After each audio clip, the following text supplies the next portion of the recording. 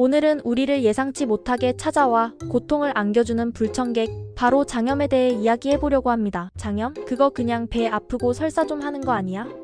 라고 생각하시는 분들 분명 계실 거예요. 하지만 이 장염이라는 녀석, 생각보다 훨씬 더 다양하고 우리의 일상을 완전히 망쳐놓을 수 있는 무서운 존재랍니다. 단순한 배탈과는 차원이 다른 장 전체에 염증이 생기는 심각한 질환으로 발전할 수도 있죠. 오늘은 장염이 왜 생기는지 그 원인을 깊이 있게 파헤쳐보고 최신 의학 기술을 기반으로 한 치료법, 그리고 무엇보다 중요한 예방법까지 쉽고 재밌게 한번 파헤쳐 볼 거예요. 장염으로 고통받는 모든 분들에게 희망과 해결책을 제시하고 동시에 장염 예방의 중요성을 일깨워주는 시간이 될 것입니다. 자, 그럼 장염과의 불편한 동거를 끝내기 위한 여정, 지금 바로 시작해볼까요? 장염, 이 녀석 대체 정체가 뭘까요? 간단히 말해서 장에 염증이 생기는 질환이에요. 염증은 우리 몸의 면역 반응 중 하나로 해로운 자극에 대한 방어 작용이지만 장에 발생하면 극심한 고통과 함께 여러 가지 불편한 증상을 유발합니다. 원인은 참 다양한데요.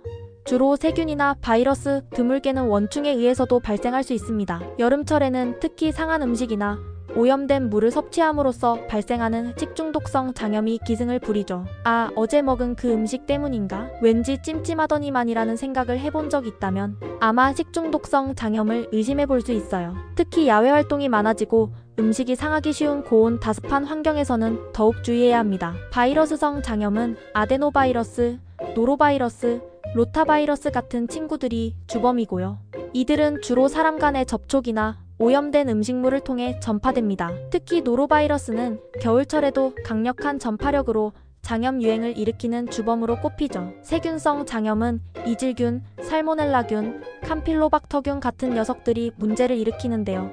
이들은 주로 덜 익힌 육류나 오염된 해산물 등을 통해 감염됩니다. 이렇게 다양한 원인만큼 증상도 조금씩 다르다는 사실. 장염에 걸리면 어떤 일이 벌어질까요? 가장 흔하고 괴로운 증상은 뭐니 해도 설사와 복통이에요. 아, 정말 최악이죠. 화장실과 한 몸이 되는 기분, 때로는 화장실 문턱이 닳도록 들락거려야 하는 고통스러운 밤을 보내기도 합니다. 거기에 바이러스성 장염이라면 열이 나고 구토를 하거나 물설사를 쭉쭉 하고 배꼽 주변이 살살 아파올 수 있어요. 마치 배꼽 주변에 누가 드릴로 구멍을 뚫는 것 같은 느낌이랄까요? 구토는 특히 어린아이들에게 탈수를 유발할 수 있으므로 각별한 주의가 필요해요. 세균성 장염은 좀 더 스케일이 커요. 고열은 기본이고 극심한 복통에 심지어 피 섞인 설사, 즉 혈변까지 볼 수 있답니다. 정말 생각만 해도 끔찍하죠? 복통의 양상도 쥐어짜는 듯한 통증, 배 전체가 아픈 통증 등 다양하게 나타날 수 있습니다. 이 외에도 온몸에 힘이 쭉 빠지는 전신 쇠약감이나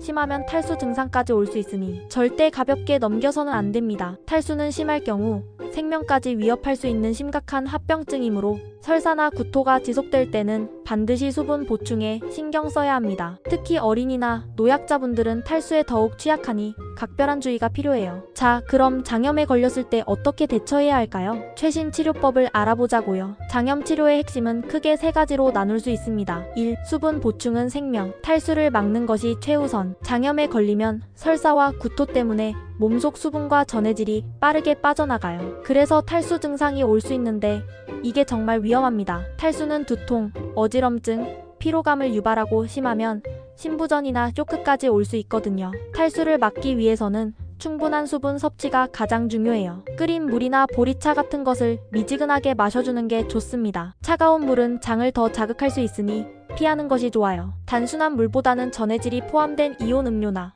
가장 이상적으로는 세계보건기구에서 권장하는 경구 수분 전해질 용액, 줄여서 ORS라고 하는 것을 마시는 것이 좋습니다. ORS는 물, 소금, 설탕 등이 적절한 비율로 섞여 있어 장에서 수분과 전해질 흡수를 극대화합니다. 약국에서 구매할 수도 있고 여의치 않다면 물 1리터에 설탕 밥숟가락 4개, 소금 티스푼 반 개를 섞어 만드는 방법도 있습니다. 만약 너무 심하게 탈수가 진행되어 입으로 수분 섭취가 어렵거나 의식이 흐려지는 등 심각한 증상이 나타난다면 병원에서 즉시 수액 치료를 받는 것이 필요합니다. 전문 의료진의 판단에 따라 적절한 수액을 공급하여 신속하게 탈수를 교정해야 합니다. 2. 식이요법으로 장을 달래주세요. 장에 휴식을 주고 회복을 돕는 영양 공급. 설사가 너무 심할 때는 하루 정도 금식하는 것이 장에 휴식을 주는데 도움이 될 수 있어요. 장을 쉬게 함으로써 염증 반응을 줄이고 회복을 촉진하는 거죠. 하지만 장기간 금식은 오히려 몸을 약하게 만들 수 있으니 주의해야 합니다. 그리고 뭘 먹어야 한다면 미음이나 흰죽, 부드러운 순두부처럼 소화가 잘 되는 부드러운 음식을 소량씩 자주 섭취하는 것이 좋습니다. 한 번에 많이 먹기보다는 조금씩 여러 번 나누어 먹는 것이 장에 부담을 덜어주는 현명한 방법이에요. 기름진 음식, 매운 음식, 너무 자극적인 음식, 카페인, 탄산음료는 장을 더 자극할 수 있으니 절대 피해야 합니다. 특히 유제품은 유당불내증이 있는 경우 설사를 더 악화시킬 수 있으니 장염 회복기에는 가급적 피하거나 유당이 제거된 제품을 선택하는 것이 좋습니다. 그리고 장 점막이 손상된 것을 회복시키려면 단백질 섭취도 중요해요. 소화가 잘 되는 부드러운 살코기, 닭가슴살 등 삶은 계란, 흰살 생선 같은 단백질을 충분히 섭취해주는 게 좋습니다. 장염에 좋다고 알려진 음식으로는 바나나, 양배추, 매실차 등이 있으니 참고하시면 좋겠네요. 바나나는 펙틴이 풍부하여 설사를 완화하고 전해질을 보충해주며 양배추는 비타민 U가 풍부하여 위장 점막 보호에 도움을 줍니다. 매실차는 소화를 돕고 설사를 먹게 하는 효과가 있다고 알려져 있습니다. 반면 고구마, 잡곡밥처럼 섬유질이 많은 음식은 장을 자극할 수 있으니 회복기에는 피하는 것이 좋습니다. 3. 약물치료 똑똑하게 증상 완화 및 원인균 제거. 설사를 멈추게 하는 지사제는 의사 선생님과 상담 후 복용해야 해요. 설사를 억지로 멈추게 하면 독소나 세균이 몸 안에 계속 남아 오히려 병을 더 키울 수 있기 때문입니다. 특히 세균성 장염이 의심될 때는 지사제 사용에 더욱 신중해야 합니다. 만약 세균성 장염이 확실하다면 항생제 치료가 필요할 수도 있고요. 어떤 항생제를 사용할지는 원인균과 환자의 상태에 따라 달라지므로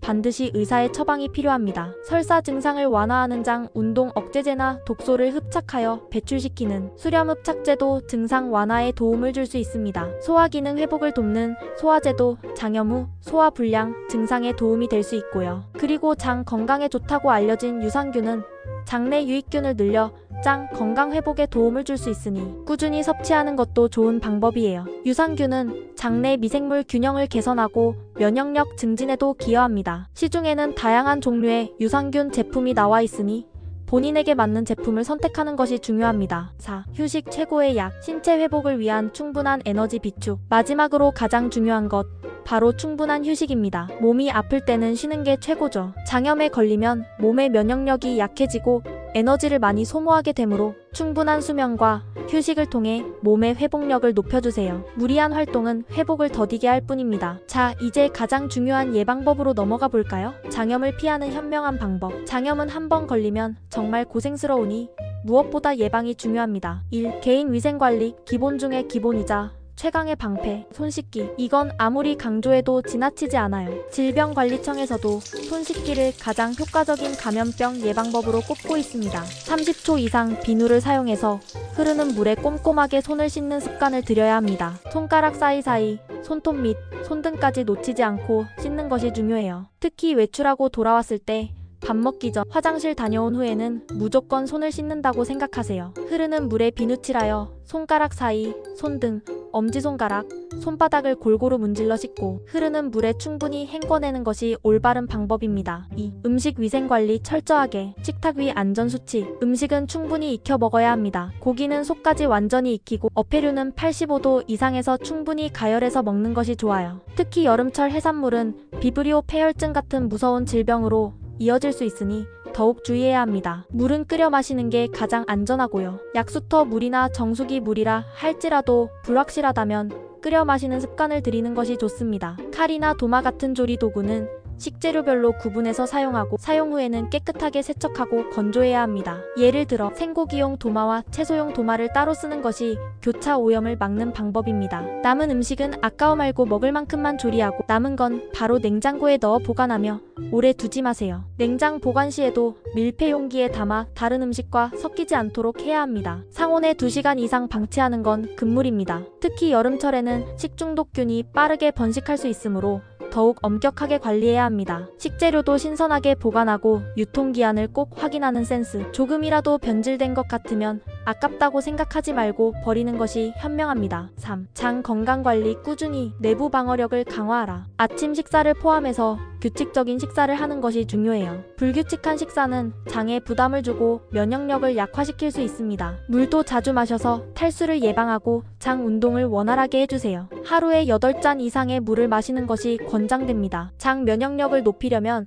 균형 잡힌 영양 섭취, 규칙적인 수면, 꾸준한 운동, 발효식품 섭취, 그리고 야채 위주의 식단이 필수입니다. 프로바이오틱스가 풍부한 요구르트, 김치, 된장 같은 발효식품은 장내 유익균 증식에 도움을 줍니다. 섬유질이 풍부한 야채와 과일은 장 운동을 활발하게 하고 유해 물질 배출을 돕습니다. 유산균 섭취도 장내 유익균을 늘리는 데 도움이 되니 적극 활용해보세요. 스트레스는 장 건강에 매우 해롭습니다. 스트레스 관리를 통해 장의 면역력을 유지하는 것도 중요합니다. 4. 예방접종 미리미리 특정 바이러스로부터의 보호. 로타바이러스 장염 예방접종은 로타바이러스로 인한 장염을 막을 수 있어요. 특히 영유아에게 치명적일 수 있는 로타바이러스 감염을 효과적으로 예방할 수 있습니다. 세계보건기구에서도 국가 기본 접종으로 권장하고 있으니 아이가 있다면 꼭 접종을 고려해보세요. 로타바이러스 백신은 경구용으로 먹이는 방식으로 접종합니다. 5. 단체 생활 시주의. 집단 감염의 위험을 줄여라. 어린이집이나 학교처럼 사람들이 많이 모이는 곳에서는